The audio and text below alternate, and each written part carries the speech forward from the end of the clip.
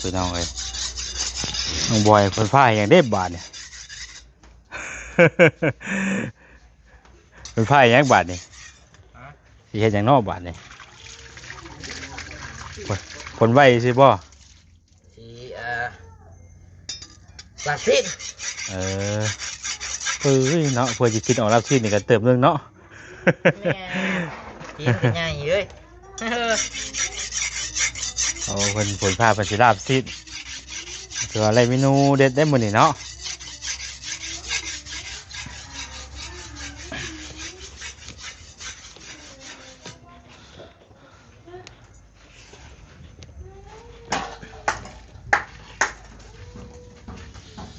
ก็เฮ็ดอย่างนี้ทางนี้เนาะไว้ดีน้องตุ๊กเฮ็ดหยังบาดนี่ล้างไฟบ่ติดเออล้างไฟบ่ติดจักเทื่อแล้ววะพี่น้องเอ้ยเฮ็ดได้ฉบาดนี่ อ๋อฝนตกกินนี่ได้เนาะ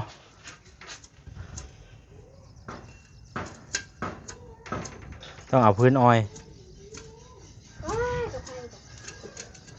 จะได้กินอยู่บนนอบาทเนี่ย ต้องหาไม่ทันโป๊ะมาเอาว่าตะเก้ากับแค่ขี่กระโตกขี่กับโอเคอยู่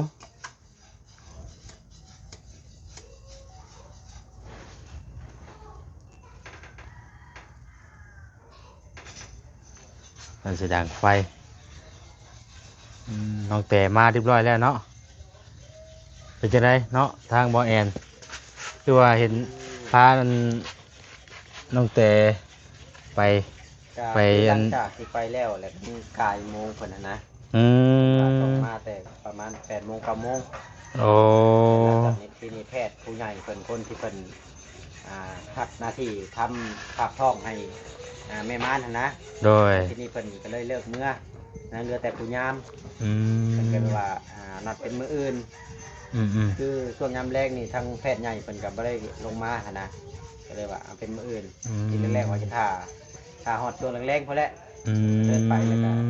แต่ว่าเพิ่นก็ว่าท่ากันบ่ได้ปากท้องคือเขาก็เลยพากันมามื้อนี้เลยมาก่อนเนาะแม่น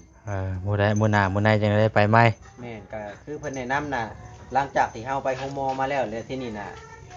ขั้นตอนต่อไปนำไปฝากตามคลินิกก็ได้ประมาณนะแต่ว่าจุดใดที่มันใกล้ๆเฮาสะดวกก็ถือว่าไปได้แต่ว่านี่เฮาจะไปโรงหมอใหญ่เลยแต่ว่าตอนแรกๆนะว่าตอนแรกเฮาตอนประมาณนี้แหละโดยก็ได้พาเพิ่นไปโรงหมอใหญ่เนาะแต่มื้อสิไปไหมบ่มื้อจะไปใหม่อีกไปให้น้องกันนั่งรถโดยสารไปไปรัดกันทุกพุ่นบัดนี่ไปรัดกันอยู่โรงหมอเลยนะพามาแล้วก็ที่รถจักรมาส่งเพิ่นที่เก่าเพราะว่าจะให้บอเอ็นมาหักมันก็คือว่าแล้วก็ไปกันมาเนาะแม่ทุกอย่างมันก็ผ่านเรื่องนั้นนะก็มีแต่ว่าเงินคำน้องเพิ่นโดยนำให้คนไปนะไปได้เฉยนะนี่ฮะไปกับบ่จ้อยให้นักการมุกน้ำมันเพิ่นเพราะว่าคันสิอัดไป3 คนก็บ่ได้เนาะ3-4ก็บ่ได้เนาะคือว่าไปอีกมื้ออื่นเพิ่นแหละจังได้เฮ็ดได้ยามาน้อยไปก็บ่ได้เอโกดอกนี่แต่ว่าปล่อยมันประมาณสัก3-4 เดือนจังเอโกจังสามารถฮู้เพชรยังมีเพชรทรายหั่นนะมีทางเข้าไปแบบว่าปากท้องเลยแม่นผักท้องแล้วยามากินเฮายามากินเนาะบำรุงเนาะบ่ได้กะบำรุงให้เพิ่นแข็งแรงโดยไปจะติดตามเบิ่งมื้ออื่นบ่ได้ไปนำเลยในเมนูยังมาหมดนี่ลาบซีดบ่ลาบซีดบ่โตคักแล้วซะเนาะซอยจุพี่น้องเอ้ยให้คนเข้าไปนอนอยู่ในพุ่นน่ะบ่บัดนี้ก่อนเข้าไปนอนนั่นห้องใหม่แล้วบ่บัดนี้เนาะพี่น้องเอ้ยเข้ามานอนห้องใหม่พี่น้องเอ้ยเนาะเข้ามาในห้องน้องตุ๊กนอนนี่บ่พี่น้องเอ้ยเนาะป้าเตอ คือฮ้อนแต่เนาะโอ้เข้ามาในพี่ฮ้อนเนาะเอ้าเนาะบ่คือกันฟื้นแต่ฟื้นนี่เย็นอยู่พอได้อันหมองอันนอนเด่นเนาะเออมาแต่โดนแล้วบ่ว่าน้ามาหอดได้เดียวกับฝนกระตกอืมกำลังมาฮอดกำลังสิพากันเฮ็ดได้อยู่ได้กินข้าวกินน้ำเนาะอ่า ได้ไปไหม มื้อไปใหม่บ่มื้อนี่โอ้เดี๋ยวมื้ออื่นนี่ได้ไปใหม่อีกเนาะไปวันนี้เพิ่นว่าได้ซั่นน่ะเพิ่นพักการเพิ่นเด้ก่อนยามเพิ่นพักเด้เวลาเอเพิ่นพักการเพิ่นก็เลยเพิ่นก็เลยเข้ามัน เอาก็เลยพากันมาบัดนี้เนาะอืมมื้อใหม่ก็ไปใหม่พี่น้องเอ้ย ฝนกระตกอยู่กูมื้อ1%เลย โยหอนยามเพิ่นเนาะหอนยามเพิ่นก็ตกซุมื้อแล้วฝนก็ได้ไปใช้ก็ลำบากจักของตัวเองอืมไปได้จะกินนี่รถบ่จ้อยก็บ่จ้อยบ่ไปรถบ่จ้อยสอดกันไปเนาะว่าได้ไปมาทางใดก็ น้องขี่นั่งไอ้บอยเออพ่อเจ้าเด้เพิ่นไปทางใดเนาะเพิ่นไปหางานแต่เช้ายังบ่มาเอาไปหางานเออ สิลงมานอนบ่ได้ดอกมันร้อน ต้องเป็นยามหนาวย่ำหนาวยามบ่ยามหนาวกับฝนตกลิ้นเนาะอากาศเย็นตัวมีพัดลมแน่นแหละมีพัดลมเป่ากันนั่นอยู่ต้องพาเพิ่นนอนอยู่นอกพุ่นมันจะลมร่วงเลยอยู่สิมันร้อนเด้เล็กน้อยครับ เพราะว่าฝนตกเด็กก็เลยพากันหอบกันเข้ามาฝนตกกับพวกฝนเนาะแล้วกันจะว่าอยู่เทิงจะว่าสิเย็นก็อยู่บ่จักเนาะอยู่เทิงบัดนี้ผ่ากลางแล้วมันร้อนบัดกลางไม่เท่าบ่กลางมันบัดเปียกบัด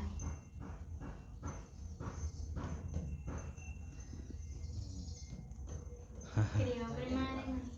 ว่าคือเก่าอันแหละไปเอาเลยเนาะมาตั้งแต่จังโมงพุ่นนี่เช้าเติบโตน้องโอเพิ่นไปจังไดกันจักเดินเนาะบ่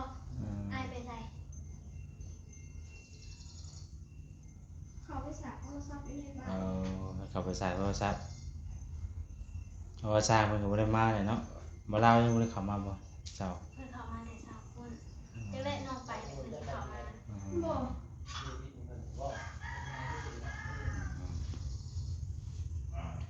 มีแต่น้องตุ๊กไปได้จังบัดนี้มันสิได้นั่นอยู่บ่มื้อใดมื้อบัดนี้เขายังบ่ฮู้น่ะบ่ให้เพิ่นมาดอกเดี๋ยวเพิ่นอยู่ไปก่อนเนาะในบ้านเนาะเพิ่นมาเพิ่นนั่นน่ะบ่ใช่เพิ่นเว้าได้ใดในบ้านบ้านฉันบอกให้เพิ่นน่ะแน่เว้าแล้วก็เพิ่นก็โทรมาหาผู้บ้านเพชรอยู่บ้านพี่ผู้บ้านเอามาแล้วมันสิเป็นหยังเพิ่นสิเอามาได้คือเมื่อคืนนี้เลยแบบเอาหลานไปเว้าแล้วก็มันเป็นหยังจะคือบ่บอกข่อยตะเว้นพูดก็สิเอาหลานมาเพิ่นบ่ได้โทรมานำบ่มื้อนี้บ่มีเฟซกันได้บ่ได้ติดต่อกันเลยมาก็บ่ได้ติดต่อเลยเนาะเพิ่นมาทางนั้นคิดฮอดเรื่อยจังหน่อยก็มาบ่ได้ก็ถามมาอยู่วันนี้ก็คือเพิ่นมีหยังก็เพิ่นก็สิมาเองเพิ่นเนาะลองถามเมื่อคืนนี่นอนนำไผดูตุ๊กนอนนำปุ๊กเพิ่นยากใช่ด้วยเอาหลานนอนนำได้เมื่อคืนนี้มีก็เพิ่นกินนี่ตอนหัวแรงเมื่อคืนนี้เพิ่นแอบไปแต่บ่าวเมื่อน่ะปุย12 โมงได้พากันนอนเล็กน้อยเพิ่นก็นอนแบบบ่ค่อยนั่นปานใดเนาะยิ่งอากาศร้อนแต่เก่าอยู่พุ่นมีพัดลมบ่น้ำตุกบ่ได้เปิดบ่เมื่อคืนนี้มันเอาฝนนี่แม่มันเอาฝนเนาะนี่แบบฝนตกเย็นได้บัดนี้ฝนตกบ่อยู่บ้านจังคืนตกบ่แห้งปานใดแบบพอดีแบบเงียบๆนั่นน่ะวันนี้แห้งแต่ได้หางเปิดคืนจัดแจงคนนี้กันรับผมจะไม่ได้อยู่นานกว่าโอ้ยดีแล้วพวกฝนพวกฝนได้ ดีผลบ่ ดีผลนะ ผล อ่า ผลเลยมันลมพัดมันสายเลย ว่าตัวคือได้กินบักทุเรียนบ่ยังอยู่เหรอยังบ่ทันเบิดบ่ คือดังดีเท่า ว้า ไหร่ วเฮ้อโอ้ดังหากินเนาะ ดังหากิน หลังหากินเนี่ย มาก็กินต่อจังหวัดที่ว่าทุเรียนเนี่ยทนหมดบัด น้องแต่กินอยู่บ่ มันต้องกินไม่ได้หลายได้กิน แซ่บอยู่บ่ ทุเรียน มันซุกเองโพดได้สำหรับเฮานะเฮาหมักกรอบ พอดีหวานกินกับข้าวจังนี้นะใบข้าวด้วยเนาะ หวานเนาะ ๆ แซ่บ น้ำโกนเนี่ยเพราะว่าเมื่อคืนนี่นะหน่อยกินก็ได้นะ มีเก่าเลย กินข้าว เดี๋ยวไม่ใช่เอาก้อนห้อนนะพี่น้องพวกนี้คือพดแดนน่ะ ผมเยี่ยมว่า เออ เดี๋ยวผมเยี่ยม เปิดกับห้อนที่เก่า เยี่ยมเนาะ เตงก่อนเลย ว่าหัวอาหารปลาเป็นบ่อนี่ คนน้อยมันสิฮอดแล้วเนาะ โอ้มีพอดีกระสอบว่าแอนนั้นว่าหัวอาหารปลาเจ้าชื่อเท่าไหรนี่น่ะ 390 โอ้ ทานปลาปล่อยแล้วปลาน่ะ พอเรียบร้อย ปล่อยเลย 300โต เมื่อคืนก็เป็น 300ตัว เอากินเมาบ่เพิ่น อ่ะเป็นยังไง บ้างนี่ก็ไปบ้างนี่ โอ้โหแนมไปทางนั้นกับมืดฟ้ามืดฝนมาอีกแหละเนาะฝนจิตกยุตกไปยุกนึงเลยแหละพี่น้องเอ้ยฝนเนาะตกไปยุกนึงแล้วฝนน้ำก็ยังอังอยู่เรือนน้ำแต่นี่พี่น้องเอ้ยอันนี้ก็เอาดินมาใส่เนาะว่าว แม่น ว่าแอน ๆเพิ่นว่าย่ำแรกนี่อันมีดินอยู่นะ เอาดิน มา มา ใส่ ใส่ ยำนี่มันยำฝนมันเลยยาก อืม มันบ่มีดินไทย เจ้าบ่จกเลยยามนี่ นี่มันตก อืมผักหญ้ามะกอกมะกล้วยเพิ่นก็ขึ้นไปแล้วเนาะอืมตู้แก้วเราอยู่บ่อยู่บ่ มาอยู่เมื่อกี้นี่ ไปพี่น้องเอ้ยเฮ็ดปูสาดซอยเพิ่นก่อนนะบัด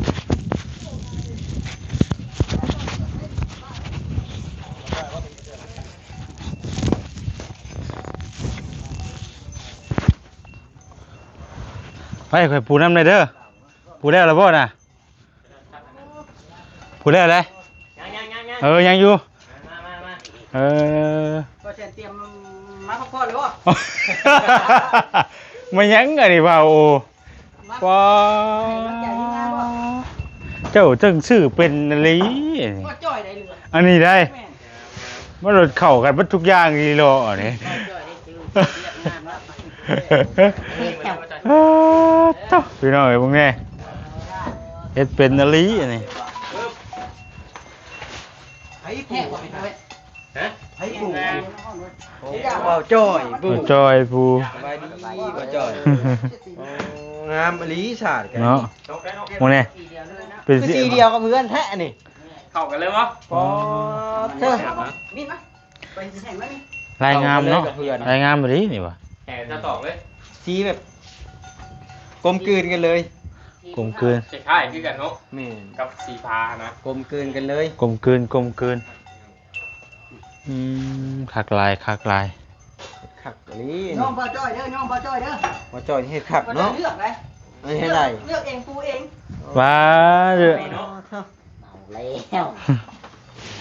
เอาเฮ็ด เดี๋ยว งา ปั น ดมันร้ายมาตู่ซีมที่หลอนแน่มาหมดเห็นแต่ปัดเฮือนของญาติทีมมันหลอนนะเดี๋ยวนี้ปัดดุโพด ชื่อมึงเป็นกูบ่ โอ้ ขึ้นบ้านใหม่ไปพี่ตัวมาเอ็นต้องมาขึ้นน้ ขึ้นอยู่แล้ว ำ มาเป็นกูคนเลยทีมงานน่ะ เกินค่อยๆสิชื่อเอานี่แหละมือปู่พุทธิกโลกเนี่ย แมนแมน แม่น เอาไปชิโร่ใด เนาะ มันกับประหยัดงบประมาณ เอ ได้ อ ประหยัดงบประมาณ บ่ได้แม่นย่องเอาได้นี่น่ะ ปู่อันนี้แหละก็แล้วเลย เจ้าว่าเท่าไรนี่บ่แม่น100 เมตรก็บอก จักแล้ว มารอบไปไหม ทั่วเพิ่นว่า100 เมตรเท่าใด โอ้โห 100 เมตร 100 เมตรได้เพิ่นว่า 30 เมตร 50 เมตร ก็100 เมตรบ่ได้น้อยบ่ได้บ่ได้ เพื่อนใหม่ก็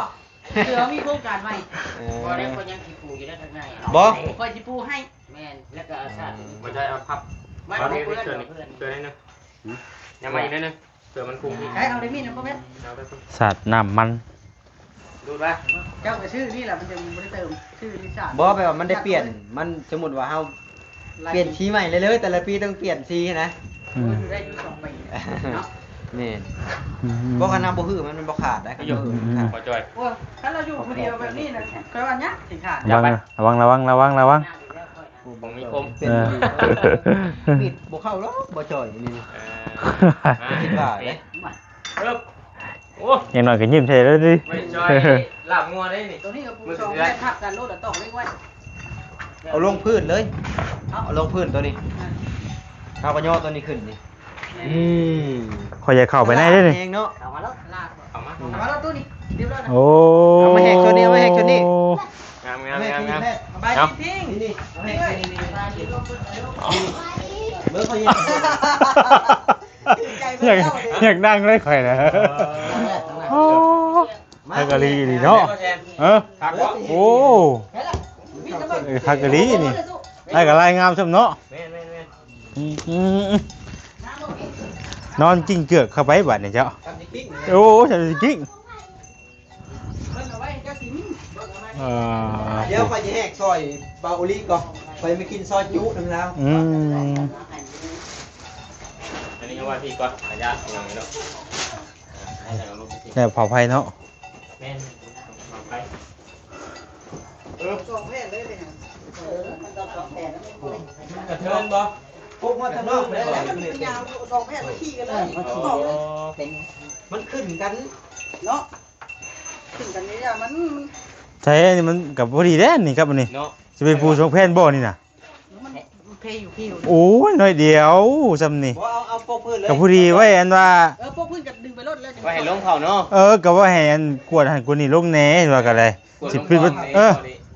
มันพอดีเลย ตัวนี้เขาชิดกับว่าพี่จุงมาทางนั้นนะ เห็นเป็นเองที่มาจ่อย บ่จงอีกอ้าวบ่จงเอาไปจงกับบ่จงกันนะ ดึงไปดึงไปดึงไป เอาตามเพิ่นบอกเอา เพราะว่าเขาชื่อมัน100 เมตรเขาจิอันนี้มันจะทอดก็100 เมตรเนาะ พอ ว่าหรอ100 เมตร มันบ่ฮอดนะไรน่ะ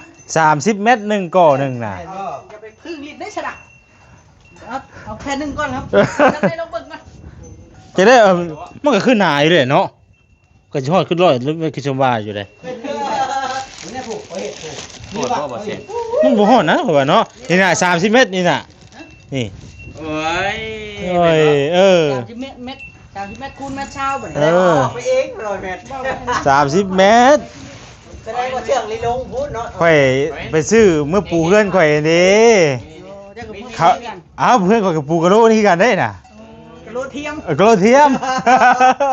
ขอญาติลี โอ้ยเนาะปูอยู่ทางเพื่อนเด้ ชวนเลยเจ้า เมื่อคนยิ้มพระเจ้าเบิ่ง ข้างปากเขาขึ้น มันคือไม่เพื่อนกัน กระพุ่นไปตู้กินโดเด้อไปตู้เด้อ มาคือ ก็ลงรถปากแข็งเลยมา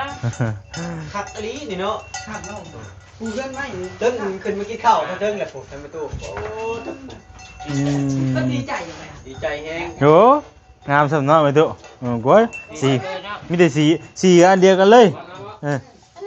สีอันเดียวกันเลยบ่จ่อยเลือกเป็นเนาะลูกคดีกินมากอ้อมันคือเดือนนี่เนาะ แก้วมาบ่ได้เลย คนรอมาเลยล่ะ บ่ บ่บอสมาแล้วพี่น้องเนาะ นี่ มาบอสกี่ตัวได้นี่ นี่ เพราะว่าผมมาเนาะว่านี่คืนนี่ได้ผมมาพุ่นล่ะโอ้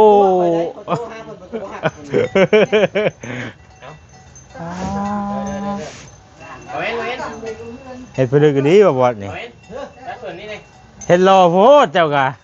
มากกันเลยจ้ะ เออ มากขนาดเนาะ โอ้ก็ดี บอลีเราใช้ชงเลย บ่ซองมันสิบ่มีบ่อนฟันลง โอ้ยเนาะใครว่า เรามีฟ้องเหรอ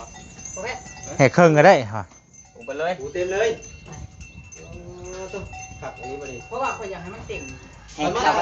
ท่านนั่นเขาก็แหกไปวันนี้ ไปยิมานอนนี่ยังมาใส่ จะมาอย่างนั้น เอาโ ตาม ตรงไหนกันไปไหนจะกำมันเดือดจะมาใส่เนาะ เสร็จ ได้ เนาะ ได้มันเหลืออยู่แล้ว ผู้นายอยู่คนคลองออกมาบัดนี้เนาะ เดี๋ยวคอยจะเก็บเศษให้เด้อทางแก่มันเด้อเด้อเบิ่ง โอ้ เฮ้ยเฮ็ดให้ค่อยแห้งอีหลีเนาะเบาจ่อยนี่นี่เก็บเศษ เก็บเศษบ่นี่นะ เก็บเศษ ชอบเก็บเศษได้ด้วย นี่ โอ้เฮ็ดเป็นเนาะเจ้าเนาะ นี่ ตัวนี้เล่มบานนี่เขาเฮ็ดจะได้บานนี่ต้องคนเครื่องออกมา คน ก่อ เครื่อน งคนเครื่องออกมาก่อนตัวนี้ คิดฮอดบ่บอสบ่มาไปนะ ของก่อนนะพี่น้องเอ้ย โอ้ อะไรมาแล้วบ่จ้ะกำลังเว้าควันอยู่ได้เดี๋ยวนี้น่ะกดพลาดบ่ บ่ปูศาสตร์ทางเรียนมีตู้แก้วไปแล้วเอ้ย เป็นแห้งอยู่มึงเนี่ยโห อืม บางทีมันมาทิ้งเก็บก็ เด็ด คัก เด็ด คัก เสีย คัก นี่ ปูให้ข้างในมา ก่อนเก็บเนาะบ่ตอกครับเรือปูทางในแล้วตอกทางในแล้วเก็บเข้าเลยตอก ปูได้ให้ตอก กระปูกระปู อืม เอาไปนี่ก็ได้ เอาละเอียดก่อน บ่ตอกก็ได้มันสิเตะ เพราะเจ้าอะไรเก็บงานต่อเลย บ่เตะได้บ่เตะมาตอกเสร็จ ต้อง มา ต ต อ อก ก เล่มสองนะ ก็เลยตอกตัวก็คือมัน ด้านมันอย่างนี้ มันสิบ่ขาดบ่มันสิบ่ขาดบ่ พอบ่ตอกมันก็บ่เปิดแล้ว เอาอย่าว่าเอาคือเอาไม้แนบเอาไปยังแนบขอบมันเอาอะนะ พักๆแค่เอาเทปติดเทปใจติดเนาะ อันคือขอบมันแบบนั้นนี่มันสิพึ่งนะนี่พึ่งเลยนะ แต่นั่นแสดงว่าน่ะเอา นี่จะว่าพับน้อยหนึงหรือ เอาต่อคุ้มนาเขา แม่น เออ เอาผม ใส่ก็ได้คือกัน สบายดี มายัง จับเอาแล้วบาทนี่ ไก่แท้นี่ ตัวคนได้เจ้าน่ะ มายังเจิมคนเราอื่นคนบ่ได้เข้ามาคนว่าได้ คนตัวจะ เออ ตลอดจอดแฉกมาไงนี่เนาะ มันมาได้ใช้นะ มาได้เนี่ย ก็มีแต่ผู้หล่อๆเนาะ บ่มาได้นี่นะ มาแต่เนี้ย แบบนี้จะกิน เอา เนาะ ออกมาเบิดดีกว่าออกมาเบิด เอาคน มา มา ได้จบคลิปก่อนเด้อพอกันกินหน้ากินหน้าเด้อ ใช้บ่จ้อยอัน โดย ติดโซล่าร์เซลล์ปลาแก้วเด้อ นั่นแหละบ่จ้อยอีกแล้ว ใส่งานเด้อใส่งานเด้อ มาฮอดใส่ นายมาเลย นายมาเลยดิ ใส่งานเลยเด้อ แล้วหมูเห็ดอันนี้แล้วหมูเห็ดอ โด ยู่แล้ว ยเอาขอตัวลาไปก่อนพี่น้องเอ้ย แล้วพอเห็นแล้วคืน